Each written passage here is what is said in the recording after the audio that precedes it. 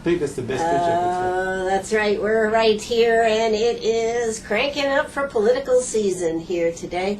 And we have Ryan Doyle right here with us today. He's running for the 3rd Congressional seat on the federal Congress, and he wants to... He has some ideas here, folks, and we're going to be talking about it. He is a Democrat. He is in a runoff with Carson Gaser, I believe. And so that'll be coming up June 12th. And, of course, the successful challenger there will go up against Congressman Jeff Duncan, correct? That's correct. That is correct. So how are you doing today, Ryan? I am doing wonderful. Thanks for having me again. Of course, of course. I always love a challenge. I always love a challenge. Now, you actually are, you have your own radio show. That's correct. That's correct. And what station is that on? I'm on quite a few. I'm a syndicated, so I do for the Urban Media Broadcasting Networks. And it's a challenge because you get to hear people in different necks of the woods, so you get to see and hear the needs and concerns of people all across the country: Georgia, South Carolina, D.C., Philadelphia, Ohio, Chicago. So you get an adverse, Jackson, Mississippi, Alabama, Louisiana. So you get to hear, a different mixture of what's going on in people's communities and what's affecting them in their communities on a local level, but not only a local level, a national level too. Now, you live here in Greenwood now. You ran for this office 2 years, two years ago. Right. And what made you want to come back to the table and run again? Well, I just believe that we haven't done anything that needs to be done for the 3rd Congressional District. And I would hope that people would take the mindset and take a minute and stop and say, what have we gotten here in the 3rd Congressional District that's moved us forward in education, moved us forward in jobs, that's brought us closer to a free energy, or that's just reached out to help the working class citizens? The working class citizens, well, yes. The working class citizens, meaning, everybody. Sure. And what do you, let's take education first. What do you believe about education? That it should come from the federal government, or is it a state issue? Well, it's a state issue, of course. But I don't believe, and I will never support, privatizing our public schools. I just won't do it. Okay. Because but they are public schools here in the state of South Carolina. They are. Right. But for 8 years, in the state house, Jeff Duncan has done nothing but wanted to see public schools abolished and go into a private or charter school system. My thoughts with that is like with the post office. You're not going to get people, privatizing something that the state has a handle on handling and fixing. When you privatize it, people they're looking for a profit. There's no profit in education. Okay, but it's a state issue. It's not really a federal issue. So if we're talking about the federal side, since you are going for the Congress seat in our U.S. federal government, how would you vote? Would you be voting to support more controls coming down from the federal government into the state government? I would not. And I would not support No Child Left Behind, which has always been No Child Caught Up. It has been the worst situation. And it's funny that you laugh because Senator Hillary Clinton on my own program does the same thing when I say the same thing. No child left behind is no child caught up. So I think the federal government should take their hands off and let the states control it a little bit better and work on it to fix it. I mean, we're number 47 in the country. It's awful in South Carolina. Absolutely it is. It is. For you to pay your car taxes, me to pay my car taxes, I have 2 cars that I pay $600 each on. Yeah, you look like you're doing okay out there, Brian. There. Well, I'm talking enough. No, you're talking enough. Okay. So, we're paying a lot of money. Yes. I mean, I'm paying a lot of money with only one child in public school. And I'm paying way more than my share, hoping to help my fellow citizens' kids be educated, only for them in the state to be 47. We've got to do something about that. I think one of the biggest problems in education is if you don't capture them in that kindergarten, first, second, third grade, you've lost them. That is the biggest problem. And that doesn't seem something that we do that well as far as getting them. But if the issue is to remain a state issue, should there be, I think some of the problems we've had with the state, with the federal government, is bringing down a program that was a year program or a 2-year program. Then these grants run out, and then the state is mandated to keep this program going, whether it is a program that the state even thought was a good program. Well, that's true. I think the states have to recognize what you want to dig in the cookie jar and take out, and when you want to keep your hand out of the cookie jar. I think some of these issues that the federal government hasn't given you the option. Well, you that's had true. to take the money. That's true. There's been some, but there's been a lot here that this state superintendent has not reached in the cookie jar to get. That's now, right. do I support those? Some of them I do, and some I don't. I'm a very different Democrat than most, but I do believe that the state should have control of that. But when the state starts hollering about privatizing, then I don't see any reason why the Fed shouldn't step in. I'm just gonna, otherwise, if the states can run their baby and educate our kids, I'm fine with it. When they start getting to this thing about we're going to privatize the schools and they should be going to private schools, and we're going to Isn't start. that just given, actually, haven't they just said that that should be an option, and the same with the charter schools, and the same with the online schools, that what they're saying is that children learn at different levels and different rates, and that they should be given the option to work at different schools based on that, and not everybody should have to be in a set tract. Well, that's true, but some of the charter schools that you find, they're subsidized. You have to pay incentive, on top Sure. of the charter to get your kid in. And to me, that's a disadvantage for some of the kids that parents may say, well, hey, I might really want to send my son or daughter to a charter school, but I don't have $200 a month to kick out to help fund them to be able to go to that school. That's when I have a problem. But we have the same thing when we go to prep schools or we go to college. We have public institutions and we have private institutions. But those are options. I mean, Right, I took an exactly. option to go to Texas A&M. I took an option to go to Kaplan, the law program, which versus me going over to the state school or Right, South sure. Carolina State or some other school. So those are options. Sure. But when it comes to the taxpayers' money, Are you saying that you believe that if there are the options for students to go to privatized, as you say, or charter schools, that then the public schools will suffer? Is that actually what you're saying? I believe slightly they will, because they would lose funding. They would lose some of the funding. You're pulling a child out, you're going to lose funding. One of the things when I came here 2 years ago and sat down with you that I was upset with, I saw a lot of charter schools that were going out grabbing these kids that were somewhat borderline trouble in the public schools, bringing them into the charter school, getting this $5,000 only to keep the child a month or 2 months and then kick them out of school. And they've already got the $5,000. That's where we have to Now, draw was that the the federal line and say- government here? Was that the federal government program there? Well, no, that's a state program. But what I'm saying Okay, is, but see, Ryan, I don't think you really have a position on it. You can have a position on it, but the bottom line is what happens in the state when you become that, what you can do is look out and certainly not put more onerous controls on the state Well, for that's- education. that's if true. you are running in this office for U.S. Congress. I would give the states the flexibility, but when we cross certain lines, and you know where I feel on those, then I think we'll step in. I don't see any fit for us not to step in and say, hey, wait a minute, you're going a little too far Right. with this. Okay, so you believe the federal, I think I could summarize, I don't want to put words in your mouth, but you believe the federal government does not have a place in education, that should be states' rights. That's correct. But we should be the overseer. Yeah. The overseer. You know, Do you it's- think we need that huge Department of Education we've got up there spending all our money? No. No. I've always said that could be reduced greatly. But I think we should have a regulatory agent. And some people say, well, we don't want big government regulation.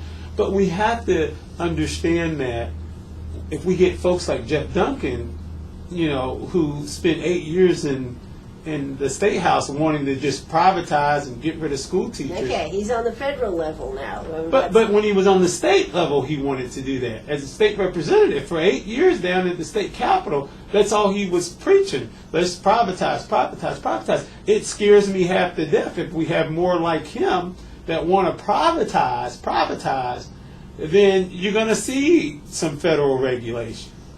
Because you make the tables unbalanced. We're in a very difficult time here in South Carolina because, especially our district, we've lost so many manufacturing jobs. Exactly. And I say this because, I remember in Aiken, of course, we had all the Graniteville companies. Yep. Here you guys had a ton of manufacturing. Anderson had a ton of manufacturing. Only to have people that have worked 25, 30 years in these manufacturing jobs who didn't even have high school diplomas. They kind of walked into it, or GEDs, to only be laid off with their plants going over with the North American and Central Free Trade Agreements to these third world countries where they're working cheap labor, and now they can't even find a job. So what are we doing? We're either supporting them through unemployment or we're supporting them through some other chain of welfare assistance or disability assistance, when in fact that we've got to get a grip on our education so that the next generation is competitive both on a national and international level. I agree with you. But, again, is that a state issue? It's a state issue. But Do you want to run for the State House here? I don't. No, thank you. There's too much mess up there. No, thank you. All right. Hey, we're here with Brian Doyle. He is running for the 3rd Congressional District of South Carolina to the U.S. Congress. We are going to be taking your questions. If you've got a question for Brian, just give him a call, 229-7984. That's 229-7984. We're going to hear a word from our sponsors and be right back. We got a lot to talk about. I got to move him on, folks. We're going to be talking about education all afternoon. Hello! That's right. We're right back here with Brian Doyle right here on Meet Me at the Diner. He is running for U.S. Congressional District number 3, which is, of course, the part of this. It also covers Anderson, Edgefield, Greenwood, Lawrence, McCormick, Oconee, Pickens, Saluda, and approximately half of Aiken County. So you will, of course, have a runoff or primary on June 12th. Don't forget Greenville. We have a piece of Greenville. Of Greenville. And we've lost Aiken. Okay. So none of Aiken? None of Aiken anymore. Okay. Joe Wilson has all of Aiken. Okay. We have a piece of Greenville and 2 counties in Newberry. Okay. 2, well, not counties in Newberry, 2 townships. 2 townships In in Newberry. Yeah, that belongs to us. That makes it tough, though, doesn't it? I mean, does. it's kind of This is the biggest district out of all. When I learned over there, only have Greenville and Spartanburg. It's 2 counties they were running in. I said, wow, that's beautiful. We have all this territory, and I'm running across the town, across country. I'm already at 10,000 miles. I got a new car. I got the car with 200 miles on it. I have 5,000 something now within a month and a half. I want to say a month and a half. I've already put 5,000 miles on the car. Well, you know what happens when you drive it off the lot. Well, this is its value. I know. And it's an American car. I was being nice this time buying an American car. Well, you know, support American jobs, That's right? correct. Exactly. I did that, the infrastructure. Yep, we need more of that. So we just had a question come in. Let's see, Penny Chandler says, do you think there should be statewide or nationwide school funding, or standard? Local certainly doesn't equal schools. We certainly do. I mean, I think she lived down at Mount Pleasant. I believe she now lives in Saluda. And she says the schools are much different than, I guess the schools down in Mount Pleasant might have been better schools than what she's seeing there in Saluda. What is your answer to this? Well, my answer to that is clear. We have to get on a standard. We've got to give teachers the tools and resources they need to educate our kids. And we've got to stop dictating to teachers what they've got to do with this standardized textbooking or standardized teaching to tests or teaching to pass tests. I've always said here in the 3rd Congressional District that I would get with the local leaders of my schools in my district, get the kids out of the textbook, get them on computers, laptops for students 8 through 11, which is easy to do. It costs a parent about $15, $20 for the whole school year, because the school would buy these, get these computers in bulk from Dell, IBM, some of the other guys.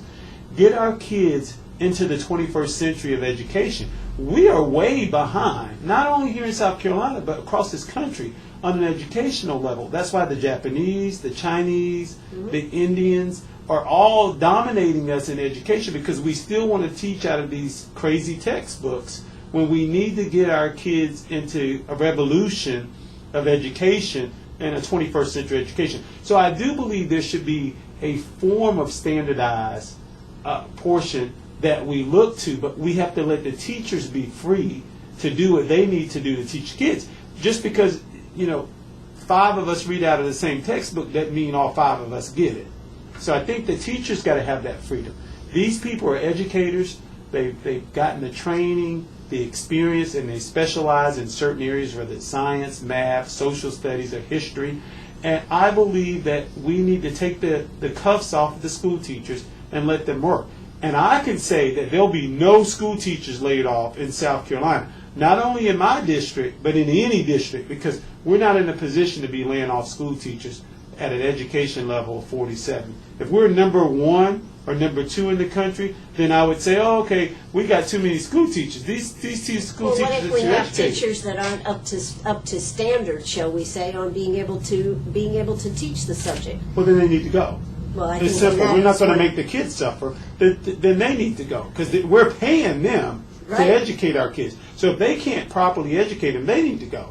Absolutely. Sure, and I think that is one of the things that Zeiss has been working on, is coming up with a way to standardize, shall we say, the teachers to be sure that they are teaching to a level and having that capability, Well- rather than being I'll use the word grandfather, that's not the right word, but I've been here 5 years, 10 years, therefore Well, that's whatever true. I do is okay. Well, and I know we want to move on to other things, but I have 5 states in my radio listening area. Out of 16 states and 32 stations, I have 5 states where school teachers have helped kids pass standardized testing, and they're in a lot of trouble. And I think if we take the cuffs off of school teachers and let them teach our kids, we'll get a better solution. We got to get out of these textbooks. Some of these Well, I textbooks think are one the of the same other ones that things- we saw when me and you were in school. I think one of the big problems, though, Ryan, is the fact that we have so many regulations and we have teachers spending so much time doing paperwork just to prove that they've done this, this, and this, just like every other thing that we have going. Regulation seems to be killing a lot of things, not only education, but business, because we have too many regulations. I agree. I've always been for a little bit more freer society. I think me and Ron Paul have a lot in common when you get to some free issues in certain areas. Now, certain areas I'm kind of steep. And, one of the things I could appreciate with Republicans and Tea Party members, I'm like a Chris Christie kind of guy. I shoot it straight. If I like what you say, I'm going to support it in what part I support it in, and don't mind voting and standing up for it. If I don't like it, I'm going to tell you I don't like it, and the reason why I don't like it, and I'll never support it. Simple. One of the problems that I think we have in our Congress is that we don't seem to be crossing party lines. What I'm hearing from you is that you would cross the line, shall we say, to vote for an item if you thought it was the right thing to vote for. Absolutely. I've said And I that don't- before, and we 2 don't- years ago. We don't remember that 2 years ago, Okay. Ryan. Okay. But clearly, here it is. I have always said that. I've always said I am willing to support it. And I know that Democrats get mad about a lot of things. I'm looking at a fair tax more and more every day. And I know that's something that Democrats just totally dislike. But Absolutely. I see some light in the tunnel. And I ain't going to say I see all the light in the tunnel. Mm-hmm. I do see some light in the tunnel with a fair tax. I do. There's other things that I see light on the side with a fair tax.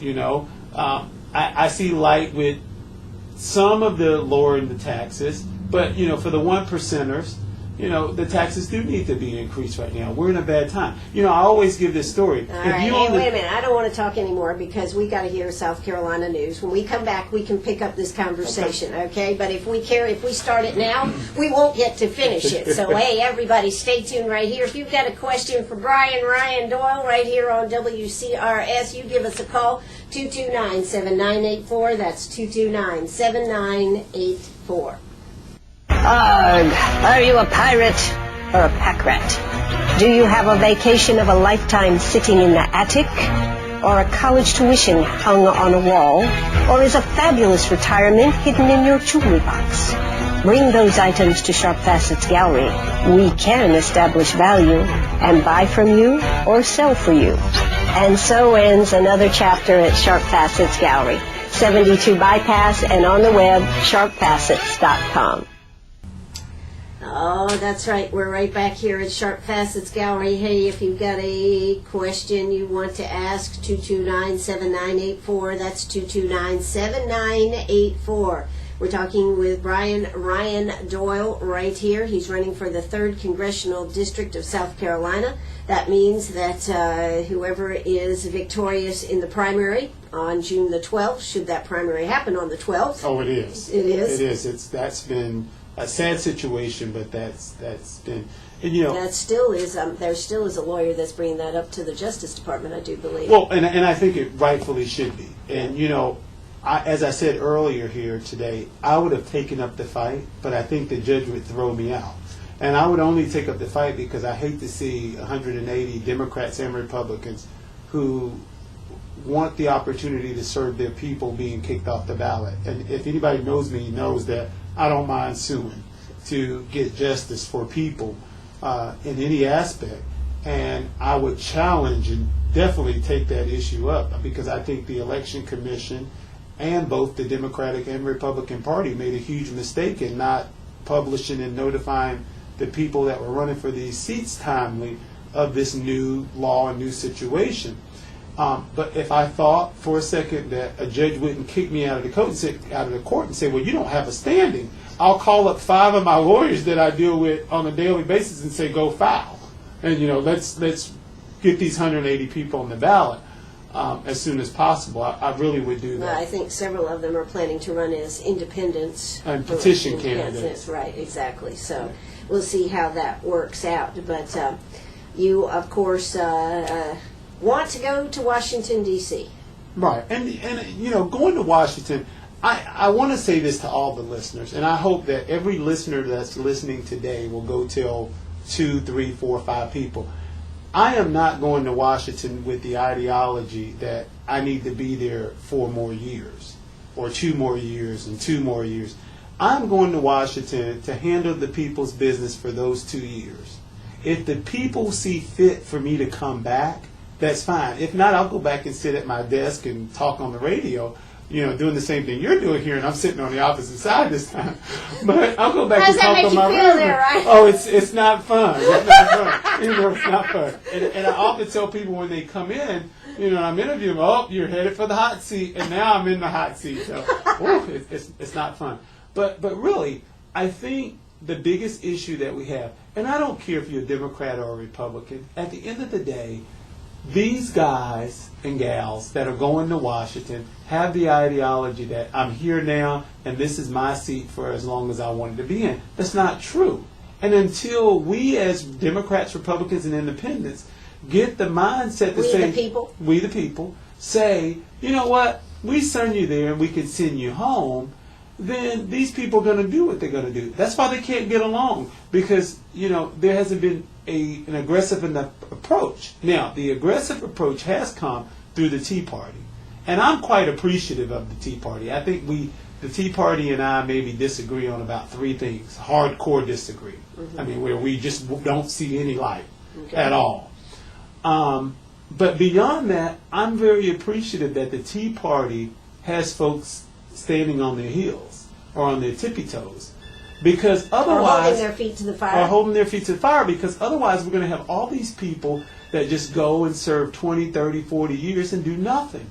Like Jeff Duncan. He rode the big Tea Party wave and he made all these promises. I went to 3 Tea Party debates. Okay. The only candidate to go to Tea Party debates and debate. And let me tell you, the Tea Party members that were there were quite civilized. I think we disagreed on 3 different things. It wasn't as like you see them on TV, you know, like, you know, they're going crazy or, you know, you're in some zoo. But they were very civilized, and I think we disagreed on maybe 3 topics, 3 issues. And what are those 3 issues? Well, one of those issues is abortions. Okay. I believe, I my personal belief because I am a Christian, I believe that you really should not do that. You really shouldn't take a life at all. And I believe in that sincerely and cold-hearted. I do believe that women have rights. And I do believe at the end of the day, you can't get to heaven for me, and I can't get for you. Because if that's the case, I'd go get my grandmother, and I know I'd be guaranteed a spot in heaven, because she's as saved as they come. So, you know, she's a saint and you're not. Yeah, is that what you're saying, what I'm Ryan? saying is, Yeah, okay, let me interpret here for you. If I had to depend on my grandmother, then I'm in heaven. I have no issues. I'm going to go. Okay. But at the end of the day, I have to die for my own sins and my own transgressions just as well as you do, and the next person does. So what I believe is that I'm not going to tread on a woman's rights. I think she has the right to decide. But where me and the Tea Party draw a huge line, or as they say, we part the Red Sea, is that I do not believe under any circumstances that a woman should have a baby if she's been raped or incest. I mean, those are two, that's like somebody walking in this door kissing you and me in the mouth and we didn't ask for it, you know? Right. So why are we going to make someone have a baby if their baby's going to be mentally deformed to the extent that it's going to burden the system, and they know prior to that they have a child that has this issue, or that they've been raped by somebody that they didn't want on them at all, and got to live 9 months with the idea of thinking about carrying something that you didn't want, you know. Mm-hmm. And then incest, where you may be at a young age, a young child, and a father or a family member has violated you, and you got to carry a baby. That is crazy, and that's where me and the Tea Party draw a deep line in the sand. All right, next issue where you draw the line with the Tea Party. You said there were 3. Well, another issue with the Tea Party is that I think that they take the approach to handouts. You scream about handouts, and we can't have it both ways. And I agree in a lot of areas. I think if you're a taxi cab owner or you own a pizza parlor and you only have 3 pizzas going out, there's no sense in having 10 cars outside delivering 3 pizzas. And that's why I say we do need less government. We need to trim off about 25% of our government, 20 to 25% of our federal government. So we're in agreements there. Now, some of the entitlements that they want to get rid of and do away with, I'm totally against. I think we can reduce those, and we can start regulating people to say, if you're on welfare, you're only going to be able to get welfare X amount of time, and then you got to get your butt out and go get a job. Or we're going to say, if you're going to stay on welfare 5 years, then within those 5 years, we'll give you an opportunity to go down to the tech school and get an education so that you can get a job. They have started an education with working with workforce where people that are on welfare, that are able-bodied and do not have children at home, have to get out and get a job. Perfect idea. Absolutely. It's the same as I said, we're spending $20 to $30 million a year housing young men for child support, and women, housing them in the county jails. When at the end of the day, we lock them up because they owe $1,200 or $2,000 child support, while they're sitting in jail. People don't know this. Go down to your county clerk's office and ask the county clerk. While they're sitting in jail, their child support is still running. Sure. Only to get out of jail 4 months, 6 months later, to stay out 3 months and come right back to jail for the child support that when they were sitting in jail. Okay. If we educate these people, we could send them to tech school, and they could get a trade for $800. I think it might be more than that. $1,200. But anyway. And if we educate them and they don't get out and get jobs, then we need to send them to state prison. We don't need to keep them down at our county jails. Okay, so we got abortion. We've got, what was issue number 2? Well, entitlements. Entitlements, okay. And number 3? And the third issue is taxes. Taxes. I believe You don't think we're taxed enough already? Well, you and I are in a different tax bracket, pretty much, than some. And I feel as though we may feel that we pay our fair share in the areas where we pay. And I'm just being honest. I'm a pretty honest guy when it comes to being fair to all people. Now, I don't believe in some of this stuff you hear where you need to take from me to give to the poor or give to someone else. You're going to take from one and give to the other. I think we have to make sure that the playing field is level for everybody, and it's not. We know that it's not. But to tax us in a lower tax bracket than we do somebody's making $30,000 $25,000, $30,000, $40,000 a year, I have a huge issue with that. I really do, because my tax bracket is slightly a little bit lower than some other people because I'm over the 200,000 mark. I mean, I'm not going to give my exact pay number, but I'm over the 200,000 Well, we could probably find it out. You had to file all these papers, didn't you, Ryan? So, you know, I feel as though that, So are you for the Buffett rule then? You think we should tax them a higher rate? well, I'm not going to say a higher rate. I think that we're in a crisis. The country's in a crisis. Sure. And when you're in a crisis, we have to come outside of the box to get ourselves out of the situation. China's going to own us in 2018, 2020. I mean, we're going to have so much debt with China that's going to be ridiculous. So you do have to move those making more than $200,000 a year up and into a different bracket. And then those making over $1 million a year has to come out of the box and get out and do their fair share too. You know, one thing I've always learned, and I have a few rich friends, not me, but a few rich friends, they don't spend much. You know, they're very conservative in how they spend. So we're not getting a lot of taxes out of them. But what do you think about the very fact that a lot of employers are not going forward with expansion or with the healthcare issues, the regulations that are coming down on businesses, the what we're dealing with oil and gas and all these regulations coming down? Why would you expand your business? Well, I think that's a twofold. I think that's a two-parted fault. One part, I believe, is that it's an issue to damage the president. I'm just being honest. Okay. I mean, Obama's has, you know, he's done some decent things, and, you know, there's a lot more improvement that need to be done. And you know, somebody's got to hold his feet to the fire on doing the things that he said he was going to do. But he's had a rough time because the Republicans are just voting no, no, no, no, no. I mean, we learned in a book just and a what, few weeks the Democrats are voting yes, yes, yes? Well, I mean, no wonder they don't get anything done. Well, that's true, but it goes back to letting these folks believe that these seats are theirs and that they could stay forever. You know, we need to break this party chain, you know, malarkey, where you got folks that just, you know, vote with their party or be held hostage by their leaders in their party. You know, you have to have the attitude that I come here to do the people's business in South Carolina. One thing folks in South Carolina can rest assured when I'm elected is that I will be doing South Carolina's business. I won't do like Jeff Duncan did. First piece of legislation he sponsored was drilling in the Gulf. Drilling in the Gulf ain't going to bring jobs to South Carolina. I'm not going to go there. I'm going to be concerned about folks here in South Carolina. And then after I take care of my people at home, it's just like taking care of your house. You take care of your house first before you go outside the house. Yeah, but we did away with all those earmarks and all that stuff that would help bring stuff right here to South Carolina. Well, you know, when you look at our district and our state, we have great dynamic folks in representation. And when I say that, I don't mean what they're doing. I mean name recognition. We have Lindsey Graham, yes, who's quite on TV all the time. Sure. We have Jim DeMint, yep, who's a Tea Party favorite, Republican, you know, hierarchy.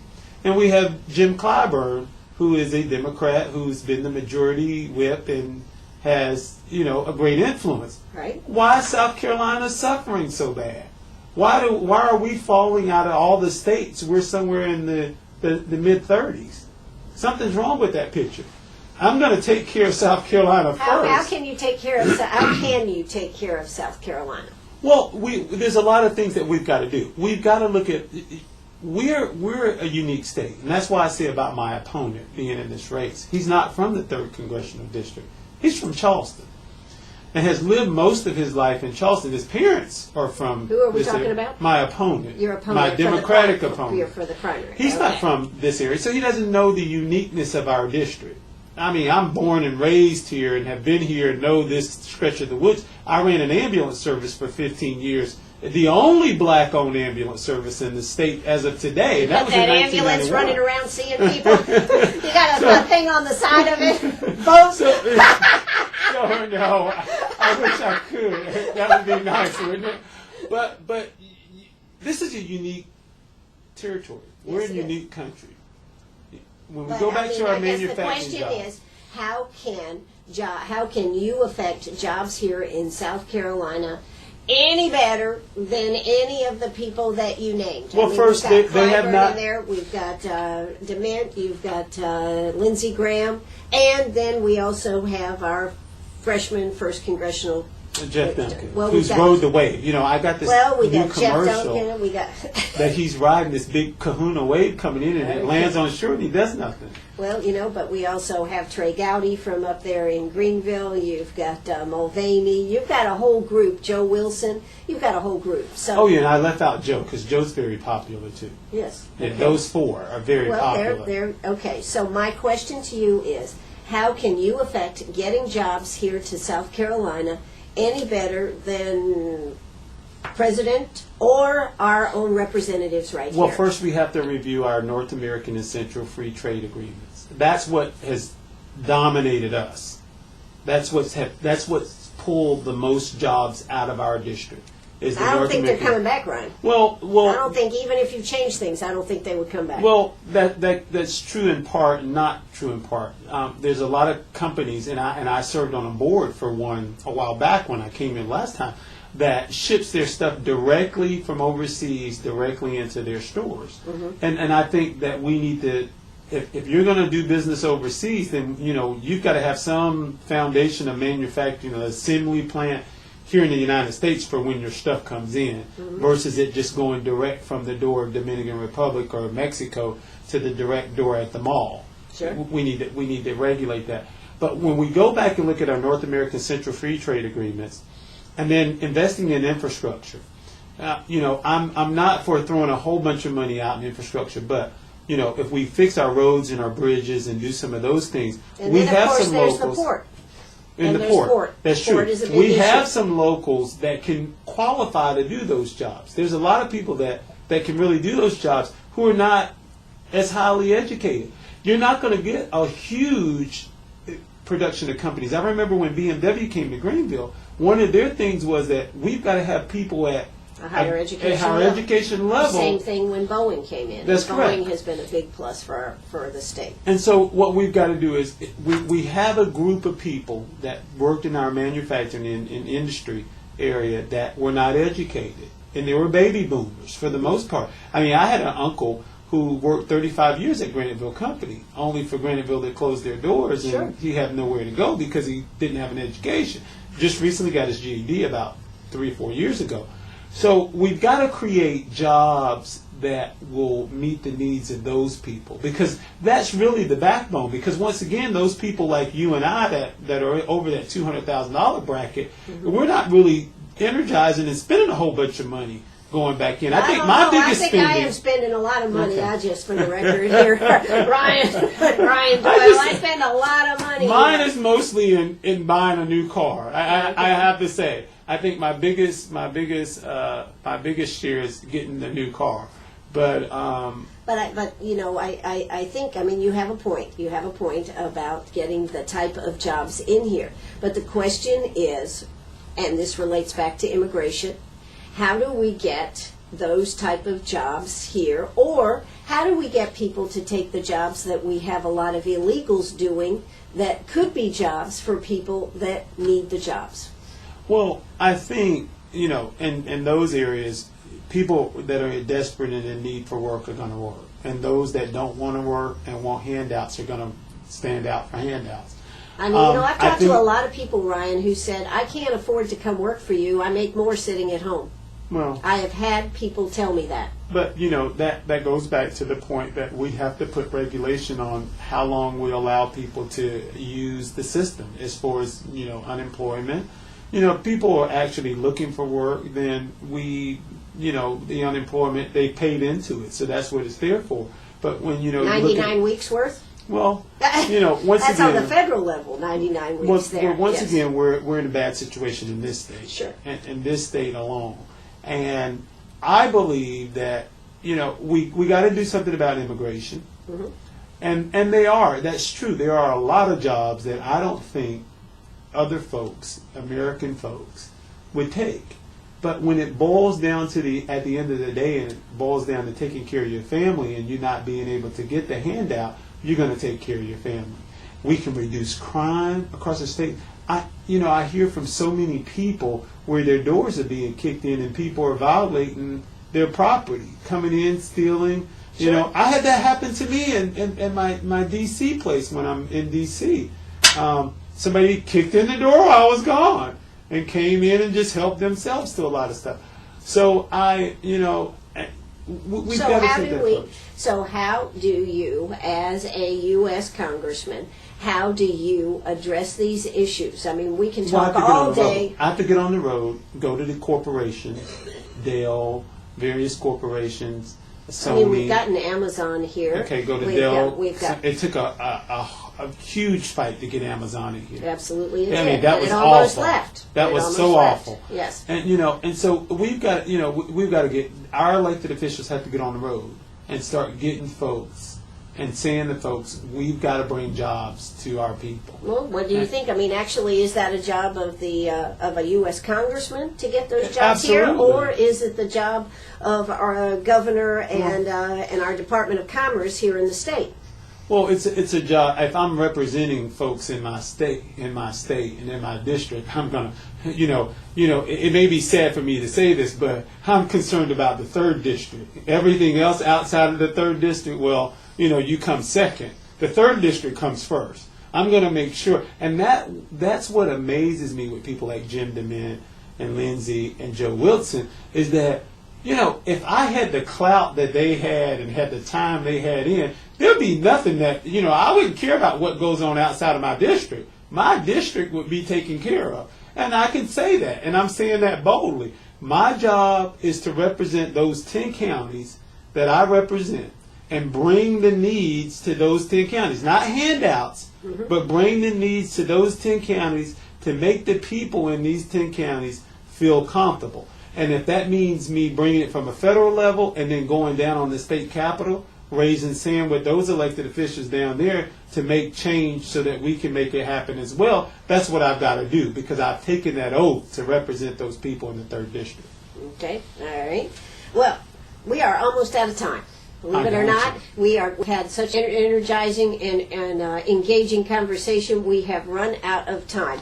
So, in the 2 minutes that are left here, what would you like the people to know about you, Brian Ryan Doyle? Well, I am a fair guy. I believe in serving the people. Democrat, Republican, or Independent doesn't matter to me. Libertarian. Libertarian. Put those in there too. A Green Party doesn't matter to me. I believe that we have to do what's viable and feasible for our district first. Our district is most important because you're the voice for your district. And if your district didn't have a voice. So I welcome everybody to go to my website, www.briandoyle4congress.org, and look at some of the stuff, look at some commercials, different things on there. Call me. They can call me. I answer the phone. What's your telephone? My number is 1-888-208-6739. Okay. I answer the phone. I think my extension is 704. We answer the phone. We talk with constituents. That's 1-888-208-6739. And we talk. And we want folks to understand that this election is not about me. It's about our district. Our kids, our future, our Social Security, our jobs, our health care. That's what it's about. And we need a leader who wants to go to Washington, who does not have the mindset that going to Washington, I'm supposed to stay in Washington. You're supposed to go there, do the people's business, and come home. Now, if you can't do the people's business, then the people need to send you home. We shouldn't have folks sitting there because, oh, they're a Republican and I'm a Republican, or oh, they're a Democrat and I'm a Democrat. We should have people there that's able and willing to handle the people's business. Absolutely. Well, we have been talking with Brian Ryan Doyle. He is running, as I said, for 3rd Congressional District. His website is www.briandoyle4congress.org. Check it out. And, of course, if you'd like to give him a call, 888-208-6739. You've been listening to me, Ann Eller, right here on WCRS, right here in Greenwood. Brian Ryan, good luck. Thanks so much. And, I'm looking forward to you. I'm walking out, knocking on doors, talking to people. I'd love to have you out. I'll get that endorsement and I'm on my way. Well, hopefully you've got the primary coming up on the 12th. right? That's correct, primarily on the 12th. And then maybe we'll be able to have you back for the final for going forward to November 6th. Oh, I'm looking forward to it. All right. Thanks so much for coming out today, Ryan. Thanks for having me. All right. Bye-bye, everybody. Hey, give me a little break here. I'll be back with Happy Hour in just a few moments. Don't you go away.